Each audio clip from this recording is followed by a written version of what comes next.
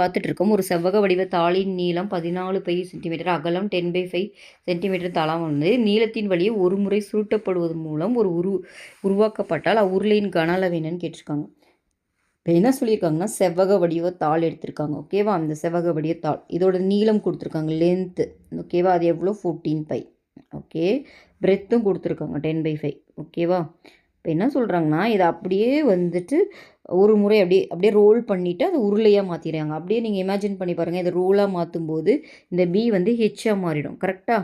அப்போ இந்த லென்த் என்னவா மாறிடும்னு பார்த்தீங்கன்னா கீழே ஒரு ரவுண்ட் ஷேப் வரும் இல்லையா, அதோட சுற்றுலாவாக மாறிடும். அப்போது இது நம்மளுக்கு தெரியும், சர்க்கிளோட சுற்றுலா ஃபார்முலா 2πr. அது வந்து இந்த லென்த்துக்கு ஈக்குவலாக இருக்கும். அப்போ 14 பைக்கு ஈக்குவலாக இருக்கும். ஓகேவா? இப்போ இந்த பையன் கேன்சல் பண்ணிடலாம். அப்போது இதில் வந்து 2r வந்து 14, r வந்து பார்த்திங்கன்னா 7. இப்போ கீழே இருக்கிறவோட ரேடியஸும் கண்டுபிடிச்சிட்டோம் அந்த உருளையில். ஓகேவா? ரேடியஸ் கண்டுபிடிச்சிட்டோம் 7. ஹைட்டும் கொடுத்துருக்காங்க, என்னது 10/π. இப்போ என்ன கேட்குறாங்க?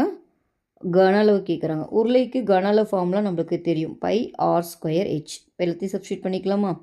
r²னால் இது 7 × 7, h 10/π.